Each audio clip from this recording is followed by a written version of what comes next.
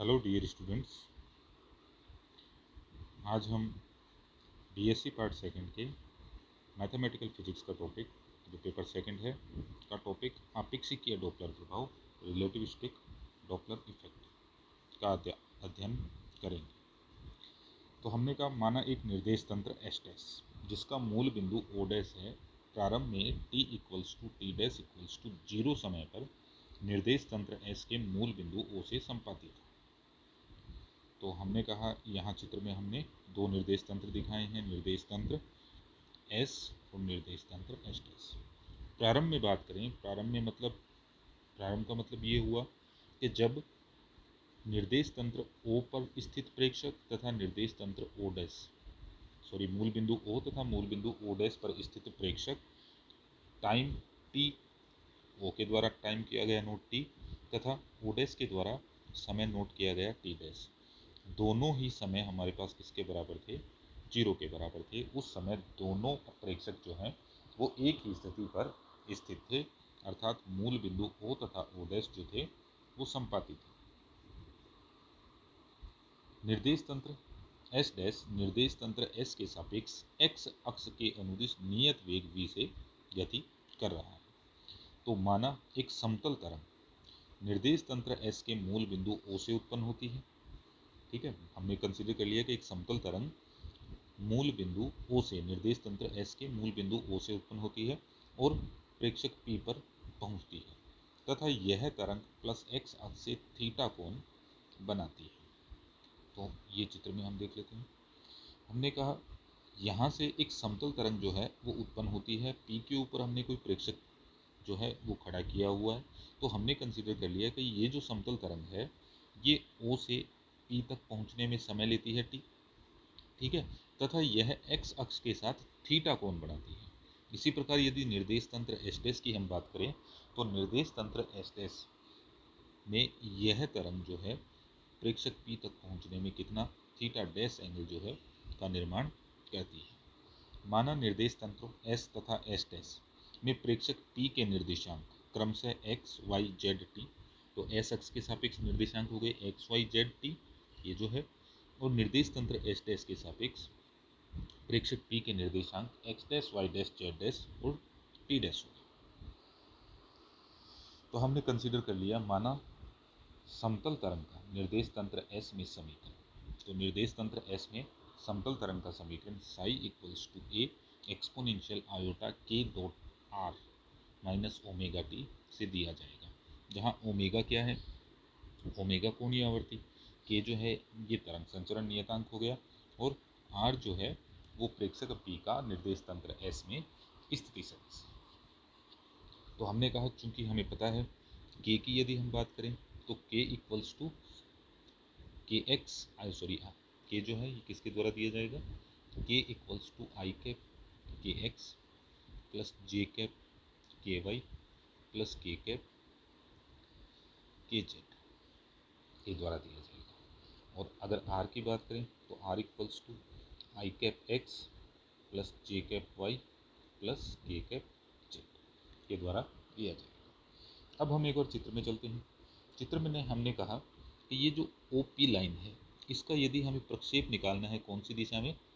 दिशा x दिशा में। इस प्रेक्षक इस ओ पी का हमें प्रक्षेप निकालना है, प्रोजेक्शन निकालना है एक्स दिशा में, तो ये इतना आएगा। ये किसके बराबर हो गया? ये हो गया के कोस थीटा के, ठीक है। इसी प्रकार इस तरफ बात करें तो ये हो गया के साइन थीटा के बराबर हो गया। ये हमने लिखा,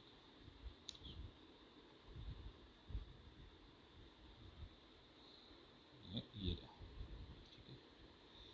तो ये के डॉट आर फिर किसके बराबर हो गया? के डॉट आर जब इसको मल्टीप्लाई करें तो ये हो गया K cos theta, K X cos theta plus K Y sine theta. K की यदि बात करूँ K equals to 2 pi upon lambda होता है, हम जानते हैं, और इसको और हल करेंगे, लैम्डा की वैल्यू रख देंगे तो ये हो जाएगा कितना? ओमेगा अपॉन सी, ठीक है। लैम्डा की यदि हम वैल्यू रखते हैं तो लैम्डा किसके बराबर होता है? लैम्डा किसके बराबर होता है? Lambda equals to C upon F, F frequency, ठीक है। ये वैल्यू हमने यहाँ रखी तो ये हो गया ऊपर two pi F equals to omega. तो के इक्वल्स टू हो गया ओमेगा अपॉन सी के बराबर। ये वैल्यूज जो हैं ये हमने यहाँ रखी, ओमेगा सी कॉमन आ गया, ओमेगा हो गया two pi F X cos theta plus Y sine theta.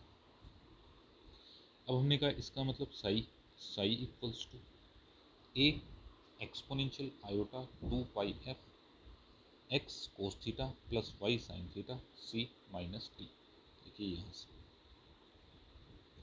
के डॉट आर की वैल्यू ये हमने यहाँ से रख ली, ओमेगा टू पाई एफ रख लिया, टू पाई एफ कॉमन रहेगा, ये हमारा बाहर आ गया, तो अंदर हमारे पास बचा x cos theta plus Y sine theta upon सी माइनस टी। इसको हमने समीकरण नंबर 2 से नोट कर लिया। अब इसी प्रकार निर्देश तंत्र एस डैश की बात करें तो psi dash equals to A dash exponential two pi F dash x dash cos theta dash plus Y dash sine theta dash C minus T dash. अब समीकरण 2 और 3 में यदि हम देखें तो समीकरण 2 में ये जो टर्म है और समीकरण 3 में ये जो टर्म है ये किसको रिप्रेजेंट कर रही है? ये इस समतल तरंग की कला को, फेज को रिप्रेजेंट कर रही है। ठीक है, यहाँ पर इस साई के अंदर एफ ब्रैकेट में x cos theta plus Y sine theta upon सी माइनस टी, और समीकरण 3 में F dash x dash cos theta dash plus Y dash sine theta dash upon सी माइनस टी डैश। ये इस समतल तरंग की कला को या फेज को रिप्रेजेंट कर रही है। क्योंकि हम जानते हैं कि समतल तरंग का कलाकोण सभी जड़त्वीय निर्देश तंत्रों में निश्चर रहता है, ये हम जानते हैं। तो इसलिए ये दोनों टर्म जो हैं ये क्या होनी चाहिए? ये बराबर होनी चाहिए, ये और ये क्या है? ये निर्देश तंत्र एस में समतल तरंग की कला और ये निर्देश तंत्र एस डैश में समतल तरंग की कला। क्योंकि कलाकोण सभी जड़त्वीय निर्देश तंत्रों में निश्चर रहता है, इसलिए ये दोनों कलाकोण जो हैं ये बराबर होने चाहिए। अब हमने इसको कहा, इसको समीकरण 4 से डिनोट कर लिया। समीकरण 4 में लोरेंज रूपांतरण समीकरण का उपयोग करने पर, तो लोरेंज रूपांतरण समीकरण x equals to X dash plus V T dash, तो ये कौन सी रूल ली है हमने? ये ली है हमने प्रतिलोम लोरेंज रूपांतरण या इनवर्स लोरेंज ट्रांसफॉर्मेशन। तो हमने लिखा x equals to X dash plus V T. तो यहाँ देखो एक चीज़ भूल गए अपने, यहाँ गामा लगेगा और यहाँ भी क्या लगेगा? गामा लगेगा। ठीक है, ये हमें ध्यान रखना है। तो ये हो गया x equals to X dash plus V T dash gamma equals to gamma x dash beta C upon T, जहाँ बीटा क्या है? v अपॉन सी के बराबर। इसी प्रकार हम बात करें t equals to gamma t dash minus we upon C square x dash equals to gamma t dash plus beta upon c x. तो x की जगह हमने रख दिया gamma x dash plus beta c t dash, यहाँ t dash, और t की जगह हमने रख दिया gamma t dash plus beta c x dash का उपयोग करने पर, जहाँ beta equals to v c और गामा क्या है? 1 upon root of 1 minus beta square. अब हम आगे इसको देखें तो समीकरण 4 में ये जो x था x के स्थान पर रख दिया और t के स्थान पर रख दिया, तो ये हमने यहाँ वैल्यू जो हैं वो सब पुट कर दी। ठीक है, और ये टर्म एज इट इज। अब समीकरण के दोनों तरफ x डैश के गुणांकों की तुलना करनी पड़ी, तो समीकरण के दोनों तरफ हमें क्या करना है? x डैश के गुणांकों की तुलना करनी है। तो देखो यहाँ से अगर x डैश की बात करूँ, इस f को अंदर मल्टीप्लाई करें, अंदर मल्टीप्लाई किया तो x डैश हो गया f gamma upon c, f gamma और ये साथ में आ जाएगा cos theta, f gamma cos theta upon c, फिर माइनस ये वाला माइनस। अब x डैश का निर्देशांक मल्टीपल है f बाहर वाला गामा बीटा अपॉन सी, ये। अब दूसरी साइड देखें, दूसरी साइड है f dash cos theta dash upon c, और कोई x डैश का पद नहीं है इसमें, तो ये सिर्फ ये टर्म जो है ये और साथ में ये, ठीक है, तो ये टर्म हो गई, इसको हमने सी सी सी ये cancel, F gamma common, cos theta minus beta equals to F dash cos theta dash, इसे हमने समीकरण 5 से डिनोट कर लिया। अब दूसरी तरफ आए हम, अब हमें वाई डैश के जो गुणांक हैं उनको ले लेते हैं।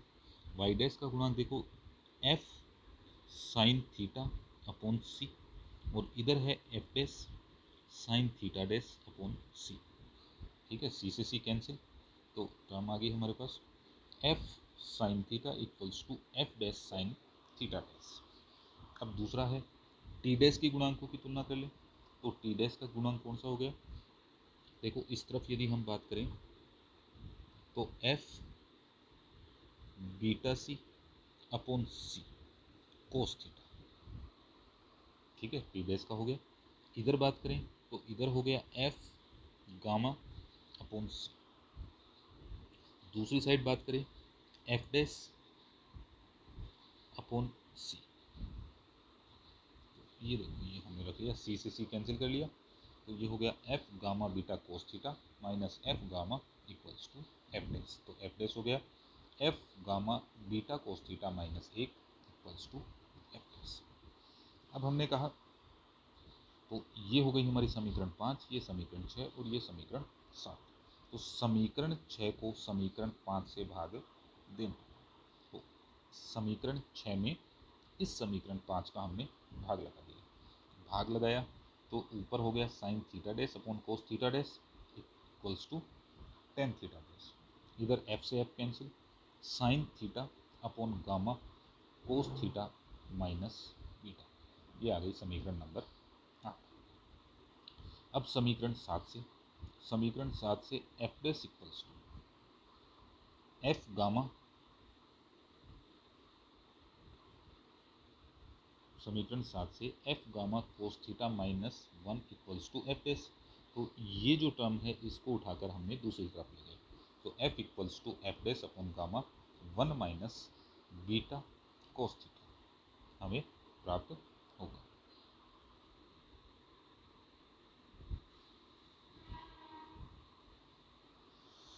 अब हमने कहा समीकरण 9, कौन सी, ये जो समीकरण 9 आपेक्षिकीय डॉपलर प्रभाव को व्यक्त करता है। इस समीकरण से स्पष्ट है कि आपेक्षिकीय डॉपलर प्रभाव तरंग संचरण की दिशा पर निर्भर करता है। ठीक है, तो ये जो हमने ऊपर tan थीटा डैश निकाला था, इससे हम सिद्ध कर सकते हैं कि आपेक्षिकीय डॉपलर प्रभाव तरंग संचरण की दिशा पर निर्भर करता है। इसके दो विशिष्ट अवस्था पर विचार करते हैं। ठीक है, तो ये जो है ना, हमने ये लिखा है आपेक्षिकीय डॉपलर प्रभाव तरंग के संचरण की दिशा पर निर्भर करता है। तो तरंग संचरण की दिशा पर निर्भर कहाँ से आएगा, इस कोस थीटा से। ये जो थीटा है इसके ऊपर ये जो है ये टर्म निर्भर कर रही है, तो इसलिए हम कह सकते हैं कि आपेक्षिकीय डॉपलर प्रभाव तरंग के संचरण की दिशा पर निर्भर करता है। अतः दिशाओं के आधार पर इसकी दो विशिष्ट अवस्थाओं पर विचार करते हैं। नंबर 1, अनुदैर्ध्य डॉपलर प्रभाव, लॉन्गिट्यूडिनल डॉपलर इफेक्ट। तो हमने कहा जब थीटा इक्वल्स टू 0 है, अर्थात जब तरंग का स्रोत प्रेक्षक की ओर गति कर रहा है, मतलब तरंग का स्रोत इस प्रकार गति कर रहा है और प्रेक्षक इस प्रकार गति कर रहा है।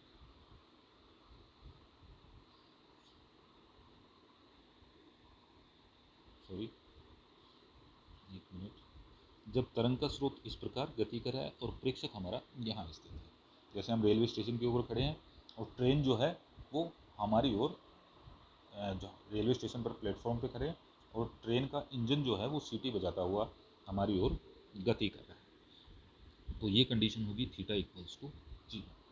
तो हमने कहा F equals to F dash gamma 1 minus beta, F dash root of 1 minus beta square 1 minus beta equals to F dash root of 1 minus beta root 1 plus beta 1 minus beta. तो हमने कहा F equals to F dash gamma 1 minus beta, gamma की value रखी, gamma equals to कितना होगा 1 upon root of 1 minus beta square, तो ये नीचे था तो root of 1 minus beta square ऊपर आ गया। अब root of 1 minus beta square, तो फार्मूला हम यूज कर रहे हैं A square minus B square equals to A plus B. A minus, ये हमने यहाँ रखा तो root of 1 minus beta root of 1 plus beta. अब यहाँ पावर आधी है, यहाँ पूरी 1 है, तो ये कैंसिल होंगे, तो नीचे आधी पावर बच जाएगी, तो ये आधी पावर यहाँ बच गई। इसको लिख लिया F dash root of 1 plus B C root 1 minus B C. क्यों? क्योंकि बीटा जो था वो किसके बराबर है? वी अपॉन सी के बराबर। अब दोनों टर्म को हमने नीचे लिखा तो एफ डैश, ये जो ऊपर प्लस हाफ था ये नीचे जाकर माइनस हाफ हो गया, और ये ऑलरेडी था हमारे पास। यदि हमने कंसीडर कर लिया कि तरंग जो है वो अत्यल्प वेग से गति कर रही है, तो v is much less than c, तो इस स्थिति में v अपॉन सी 1 से छोटा होगा। तो हमने क्या किया, यहाँ पर द्विपद पर बाइनोमियल थ्योरम का उपयोग किया। ये हो गया 1 minus we upon 2c plus, और आगे हल करते जाएंगे इसको, ये हो गया 1 minus we upon 2c plus and so. तो बाइनोमियल थ्योरम क्या कहती है? 1 plus X n equals to 1 plus N X plus N minus 1 upon factorial 2 X square and so. इस प्रकार से हम इसे हल करते जाएंगे। तो चूंकि हम कह रहे हैं कि v अपॉन सी 1 से बहुत छोटा है, तो इसकी हायर पावर जो है ये और छोटी होती जाएगी, तो इसलिए उनको हमने यहाँ प्रदर्शित नहीं किया। ठीक है, अब इन दोनों को हम मल्टीप्लाई कर लेते हैं। मल्टीप्लाई करेंगे तो ये हो, एक तरीके से ये मान लेते हैं हम स्क्वायर हो गया, तो 1 माइनस 2 वी अपॉन सी, और फिर माइनस का फिर आ जाएगा v अपॉन 2c। ठीक है, और ये हो गया plus we square upon 4c। ठीक है, वी स्क्वायर अपॉन सी स्क्वायर, फिर वही है, हायर पावर जो है उनको हम नेगलेक्ट कर देंगे। तो इनको हल करें तो एफ डैश की वैल्यू आ गई F dash 1 minus we upon c. ये हो गई हमारी समीकरण नंबर 10। ये किसको रिप्रेजेंट कर रही है? ये अनुदैर्ध्य डॉपलर प्रभाव को रिप्रेजेंट करती है। अब हमने दूसरी कंडीशन ली, जब थीटा इक्वल्स टू पाई है, अर्थात जब तरंग स्रोत एवं प्रेक्षक एक दूसरे से दूर जाते हुए गति करते हैं। इसका मतलब दो कंडीशन हो सकती है, ये स्रोत आ रहा है, ये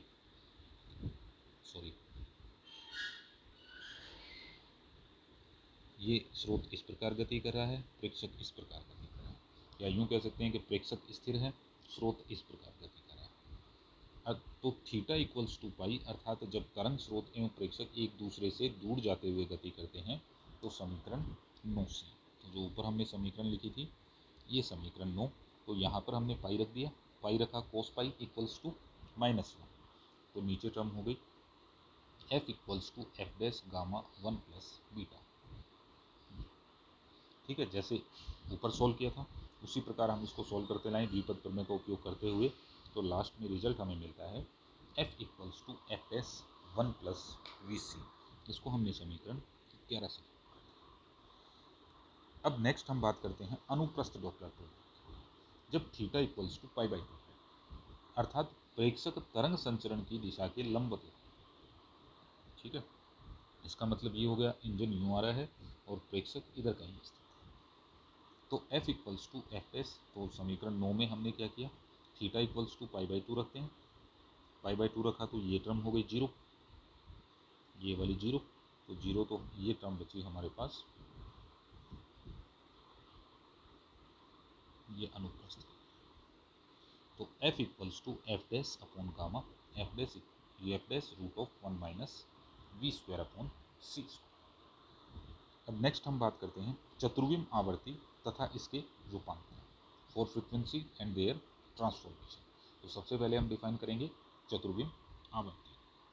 तो अभी हम बात करके आए हैं, हम जानते हैं कि तरंग का कलाकोण सभी जड़त्वीय निर्देश तंत्रों में निश्चल रहता है। तो कलाकोण हमारे पास क्या था, देखो ये हमने कलाकोण लिया था, ये वाला। ठीक है, ये आया कहाँ से, ये आया यहाँ से, तो ये कलाकोण हो गया। तो ये कलाकोण जो है यहाँ हम लिखेंगे ये कि k dot r minus omega t equals to निश्चल। तो इसके लिए हमने इस माइनस को लिख लिया आयोटा स्क्वायर, ठीक है, सी से ऊपर मल्टीप्लाई किया, सी से नीचे मल्टीप्लाई किया, तो आयोटा ओमेगा अपॉन सी आयोटा सी टी। आर के लिए इन दोनों को सोल्व करके लिखा, तो k x x k y y k z z iota omega upon सी आयोटा सी टी। चतुर्विम संकेतों का उपयोग करने पर k x equals to k one, k y equals to k two, k three equals to k z और k four equals to iota omega upon c. और यदि x की term x equals to x1, y equals to y2, z equals to z3 और iota C t equals to x4, तो हमने लिख दिया k1 x1 plus k2 x2 plus k3 x3 plus k4 x4 equals to निश्चर constant. तो इनको एक term में लिख लिया समेशन के रूप में, तो समेशन म्यू के mu x mu equals to निश्चर। आइंस्टीन की संकलन परिपाटी का उपयोग करने पर इसे इस प्रकार से बिना समेशन के भी लिख सकते हैं, तो हमने लिख लिया k mu x mu equals to निश्चर। इसको समीकरण 3 से डिनोट कर दिया। अब देखो समीकरण 3 से स्पष्ट है, क्या स्पष्ट है, समीकरण 3 से स्पष्ट है कि एक्स म्यू हमारे पास क्या है, एक्स म्यू चतुर्विम स्थिति सदिश है। तो हमने कहा चतुर्विम सदिश एक्स म्यू को के म्यू से गुणा करने पर एक निश्चर राशि प्राप्त होगी, ठीक है, चतुर्विम सदिश एक्स म्यू को के म्यू से गुणा करने पर एक निश्चर राशि प्राप्त होती है, इसलिए के म्यू को भी चतुर्विम सदिश होना चाहिए, इसलिए के म्यू को हम चतुर्विम आवर्ती या चतुर्विम तरंग संचरण सदिश कहते हैं। यह चतुर्विम